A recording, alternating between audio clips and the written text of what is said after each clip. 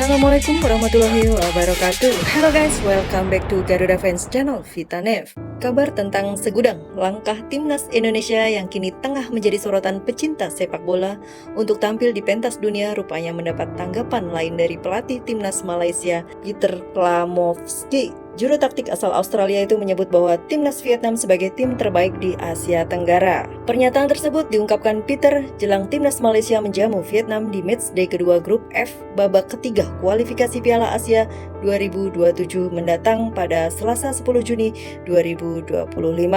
Wait guys, ini mereka masih kualifikasi Piala Asia ya? Kita udah ke Piala Dunia, mereka masih di Asia gitu guys ya. Sebagai informasi, babak kualifikasi Piala Asia 2027 dimainkan dengan sistem grup dan hanya tim peringkat teratas saja yang berhak lolos ke putaran final di Arab Saudi. Ini laga Malaysia versus Vietnam merupakan pertandingan yang sangat penting. Timnas Malaysia akan menghadapi Vietnam, tim terbaik Asia Tenggara, katanya seperti dikutip soha.vn. Kami akan mempersiapkan laga ini secara betul, termasuk potensi menggelar laga uji coba sebelumnya, lanjut mantan pelatih FC Tokyo ini. Belum jelas apa maksud Peter menyebut Vietnam sebagai tim terbaik di Asia Tenggara. Namun jika ukurannya ranking FIFA, Thailand merupakan negara Asia Tenggara dengan posisi tertinggi.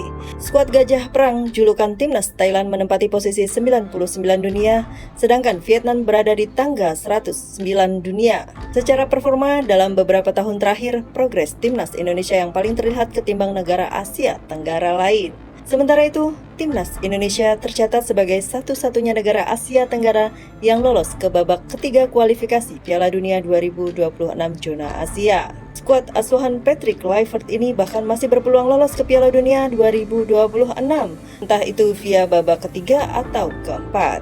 Sedangkan di Piala Asia 2023, timnas Indonesia dan Thailand juga tercatat sebagai negara dengan pencapaian paling jauh dibandingkan negara Asia Tenggara lain. Timnas Indonesia dan Thailand sama-sama lolos ke 16 besar, sedangkan Vietnam dan Malaysia gugur di fase grup. Apakah penyematan yang dibuat Peter efek timnas Vietnam juara Piala AFF 2024 atau memang alergi dengan timnas Indonesia? Anda bebas berkomentar guys. Patut digarisbawahi, timnas Vietnam juara Piala AFF 2024 karena para rival mereka seperti Thailand dan timnas Indonesia tidak menurunkan skuad terbaiknya. Melihat kejayaan timnas Indonesia belakangan ini, publik Malaysia pun menyadari bahwa Harimau Malaya telah tertinggal jauh. Hal itu diungkapkan oleh salah satu media setempat yakni New Straits Times dalam laporannya.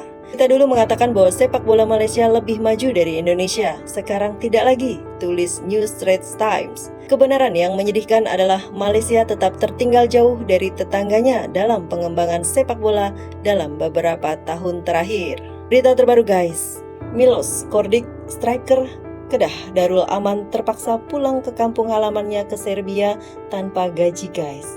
Milos Kordic mengakui belum menerima gaji.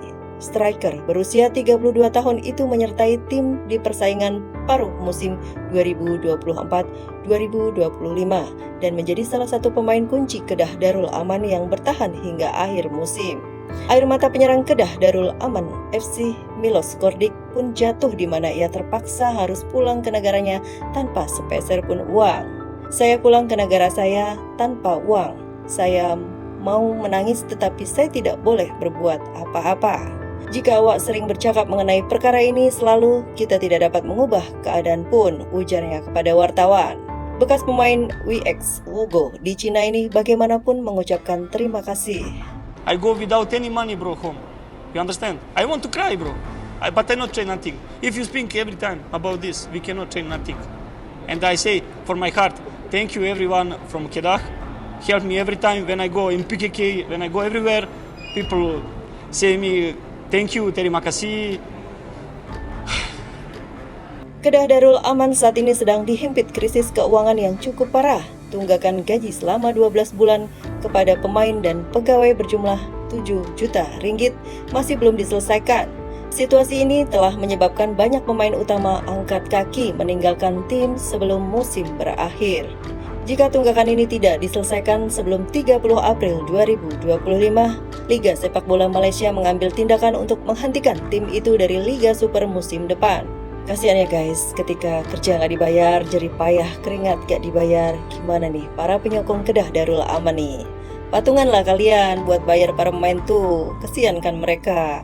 Cuman anyway harus dibayar kan, kasihan loh mereka sudah bersusah payah untuk kemajuan liganya tapi tidak dibayar. Kabar terbaru guys, badai cedera hantam timnas Cina, 4 pemain inti absen lawan Indonesia. Peluang skuad Garuda di kualifikasi makin terbuka. Pelatih timnas Cina, Branko Ivankovic, tengah menghadapi situasi sulit jelang 2 pertandingan terakhir di grup C putaran ketiga kualifikasi Piala Dunia 2026 zona Asia. Timnya dilanda badai cedera yang menimpa sejumlah pemain andalan sehingga mempersulit persiapan mereka menjelang laga penting melawan timnas Indonesia dan Bahrain pada 5 dan 10 Juni 2025 mendatang. Kabar ini menjadi sorotan media Cina, salah satunya 163, yang mengupas kondisi terkini timnas Cina menjelang lawatan ke Jakarta dan laga kandang menghadapi Bahrain. Situasi ini tentunya memberi keuntungan tersendiri bagi timnas Indonesia yang kini dilatih oleh pelatih asal Belanda Patrick Kluivert. Sejumlah pemain inti yang selama ini menjadi langganan starter di timnas Cina mengalami cedera secara bersamaan, sehingga besar kemungkinan tidak bisa memperkuat tim dalam 2 laga penting tersebut. Berikut beberapa nama pemain yang tengah mengalami cedera. Yang pertama, Gao Chunyi, bek tangguh milik klub Shandong Taishan ini mengalami cedera. Sebelumnya, Gao Chunyi juga pernah absen saat timnas Cina menghadapi Arab Saudi karena cedera yang sama, sehingga ia tidak tampil saat laga kandang melawan Australia pada 25 Maret lalu. Yang kedua, Jiang Guangtai. Pemain yang menempati posisi bek tengah ini juga harus absen saat Cina bertanding melawan Australia akibat cedera. Saat ini belum dapat dipastikan apakah Jiang Guangtai bisa pulih tepat waktu untuk menghadapi timnas Indonesia di Jakarta. Yang ketiga, Wang Zhenao, rekan tim Jiang Guangtai di Haigang yang berposisi sebagai bek sayap mengalami cedera dan telah absen dalam beberapa pertandingan terakhir. Peluang Wang untuk segera kembali ke lapangan dalam waktu dekat masih sangat kecil, sehingga kemungkinannya tampil di laga melawan Indonesia pun menipis. Dan yang keempat, Han Jiagi.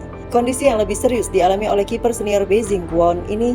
Han Jiagi mengalami cedera parah, diperkirakan ia akan absen sepanjang musim, sehingga posisinya di timnas Cina harus segera digantikan oleh penjaga gawang lain.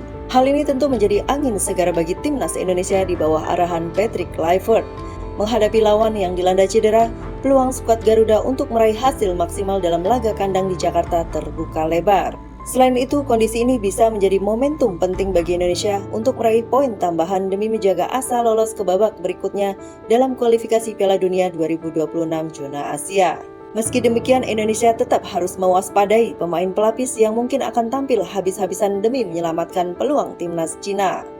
Situasi ini dipastikan akan menambah panas persaingan di grup C, terlebih kedua tim sama-sama masih memiliki kans untuk melangkah lebih jauh.